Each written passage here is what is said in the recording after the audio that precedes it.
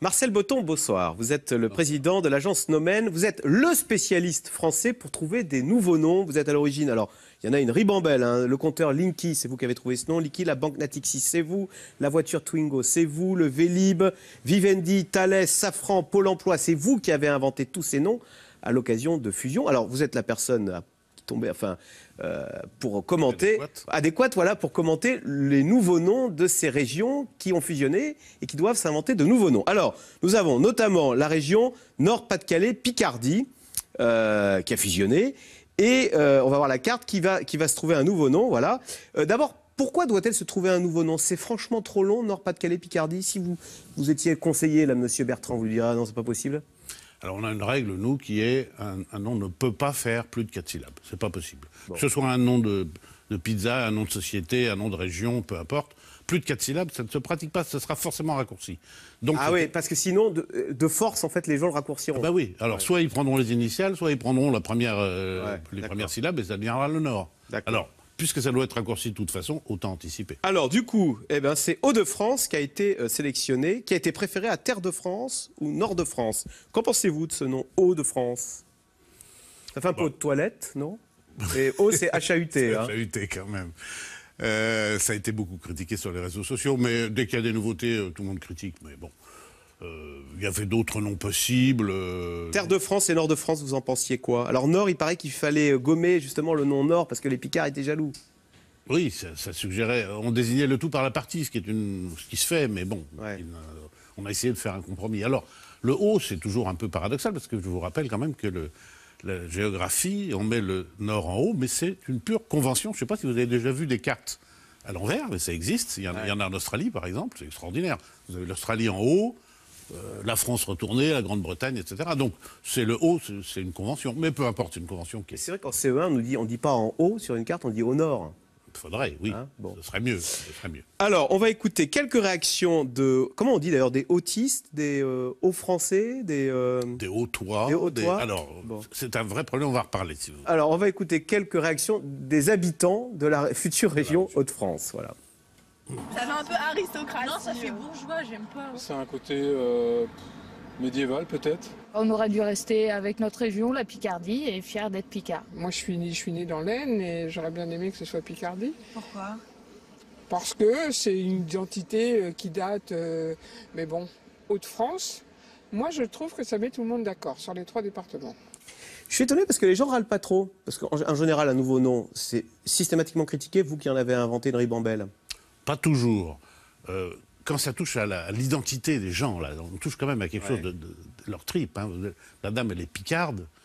Les Picards, ça remonte à bien loin. Puis d'un seul coup, on lui enlève cette identité. C'est normal qu'il y ait des réactions. Puis à part ça, sur les réseaux sociaux, il y a beaucoup de critiques, mais c'est aussi de l'humour, souvent. C'est pas forcément... Bon. C'est vrai que dans Hauts-de-France, il y a quelque chose d'un petit peu valorisant. Le haut de quelque chose, c'est bien. D'ailleurs, il y aura le Hauts-de-France, il n'y aura probablement pas de Bas-de-France, parce que c'est moins bien. C'est moins bien. Sinon, vous posiez le problème du nom des habitants, qui est un vrai problème. Et alors? On a l'impression que les présidents des régions ont oublié ce problème. Mais à partir du moment où on fait une région, il faut que les habitants aient un nom. Ouais. Et parce que du coup, ils vont garder Picard, ils vont garder c'est ce qui risque d'arriver. C'est ce qui risque d'arriver. Et donc, elle n'aura pas d'identité, cette région. Vous êtes habitant d'où? Je suis Hauts-de-Francien. Bon, ça va être difficile. Alors, il se trouve que Marcel Botton, sur un coin de table, vous vous êtes amusé et à inventer des noms pour ces nouvelles régions. On va voir votre carte. Alors, vous aviez une proposition. Ça n'engage que vous avez fait ça sur un coin de table. Hein. Donc, vous aviez proposé pour cette région Nord-Pas-de-Calais-Picardie, Septentrion. Oui. Alors, je n'ai pas mobilisé toutes mes équipes, hein. Je fais ça comme ça un peu vite fait, mais bon, voilà. C'est un exemple de nom qui est un vrai nom, c'est-à-dire que ça se réfère à quelque chose.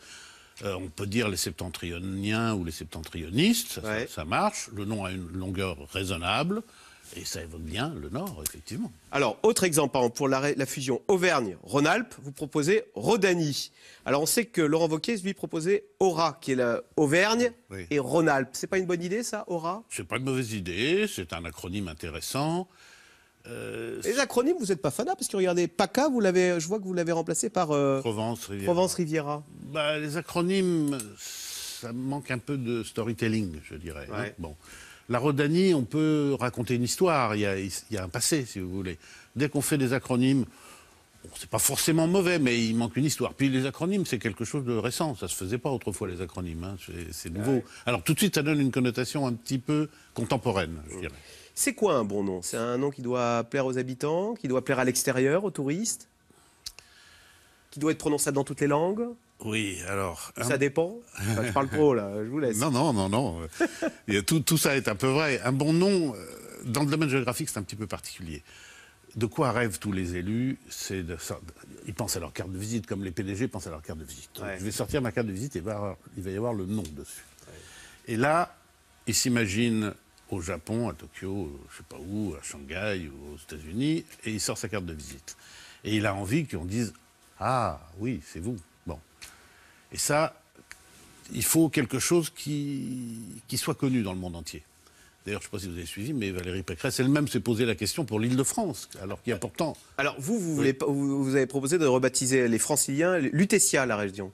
Oui, c'est une référence historique. Bon. Maintenant, ce n'est pas forcément un nom génial, parce que la marque la plus connue dans le monde, vraiment, c'est Paris, avant même la France. Ah, pourquoi on n'appellerait pas ça Grand Paris? Eh bien oui. C'est ce que j'ai fait pour Grand Paris Seine-et-Oise, qui est une région que j'ai... Ah oui, parce que vous avez déposé le nom pour Grand Paris Seine-et-Oise. J'ai travaillé sur ce dossier et le président du Conseil général et moi-même, on se disait que Paris, c'est une marque extraordinaire. Quand vous avez inventé les noms Vivendi, Thales, etc., vous êtes Natixis pour la banque, vous vous assuriez que ces noms soient prononçables dans toutes les langues. Est-ce que vous diriez que là, il y a la même contrainte? Par exemple, Rodani, il faut que ce soit prononçable, facile à prononcer pour un Allemand, pour un Japonais, un Chinois, ou bien non, il peut y avoir un peu de francitude là-dedans? Il peut y avoir de la francitude, par contre, ce serait bien que le nom soit homogène dans le monde entier. Or, prenez des exemples. Paris se dit Paris à peu près dans le monde entier. Hein. Paris, parfois. Ouais. Londres, on ne se dit pas Londres, ne serait-ce qu'en anglais, il se dit London. Ouais. C'est un handicap. Ah ouais. Bon, la Bourgogne, se dit Bourgogne en français, Burgondie en anglais. Ouais. Donc, c'est bien d'avoir un nom déjà qui est unique. Parce que quand on sort sa carte de visite, on en revient toujours à la carte de visite, vous marquez Paris, Paris, on connaît. Mais Burgondie ou Bourgogne, c'est pas la même chose pour les Japonais. Il va connaître Burgondie, il va pas connaître Bourgogne. Ben non. Alors, si vous marquez Bourgogne, il ne reconnaît pas. Si vous marquez Burgondie, on va vous dire, mais attendez... C'est la Bourgogne. On va revenir à votre carte. Alors, il y a la région Grand Ouest qui réunit Aquitaine, Limousin, Poitou-Charentes. Je trouve que vous avez manqué d'imagination là. Alors, vous m'avez dit que vous avez écrit ça sur un coin de table. Pays du Soleil. Pourquoi vous n'avez pas récupéré le nom Aquitaine, tout simplement? Alors, il y a toujours ce problème dans les régions, c'est qu'à partir du moment où on choisit un élément clé, il y a toujours des gens qui n'en font pas partie et qui disent « Ah, on m'a oublié ». Ségolène Royal, Poitou-Charentes aurait été furieuse. Peut-être. Elle aurait refusé de payer les... Peut-être. Donc, bon, cela dit, je ne trouve pas le nom en question Pays du Soleil génial, parce que ça pourrait s'appliquer aussi au sud-est, évidemment. Bon. Languedoc-Roussillon, Midi-Pyrénées. Alors là, il y a plusieurs noms... Il y a plusieurs noms qui tiennent la route, dont Georges Frêche, il voulait que ça s'appelle Septimanie. Vous proposez Midi-Doc. Je ne sais pas si j'ai l'esprit tordu, mais moi, quand je vois ce mot Septimanie, je pense à septicémie. Est-ce que c'est... Non, mais c'est quelque chose auquel il faut faire attention. Non, mais moi aussi, je pense à ça spontanément. Donc, c'est une infection purulente, etc. Voilà. Bon. Il y a des évocations négatives. C'est pour ça qu'on fait des contrôles quand on crée des noms. C'est-à-dire, on fait ce qu'on appelle des contrôles linguistiques. Vous avez eu des exemples de mauvaises surprises, comme ça, un nom que vous aviez trouvé, puis dans une langue, ça voulait dire quelque chose d'épouvantable? Tous les jours. Alors, allez-y. Tous les jours. Il y a une boisson, je crois qu'il voulait dire urine en croate, non? Il y a pas un truc comme ça? Je ne l'ai pas apporté ici, mais il y a une boisson jaune vendue dans une petite bouteille, toute jaune, elle s'appelle pipi. Bon. Ah ouais, voilà. C'est le nom croate. Parce que pipi en croate, ça veut dire les couettes. Les couettes, d'accord. Donc c'est invendable à l'extérieur. Alors dès qu'ils sortent, même en anglais, pipi, ça va pas. Bon.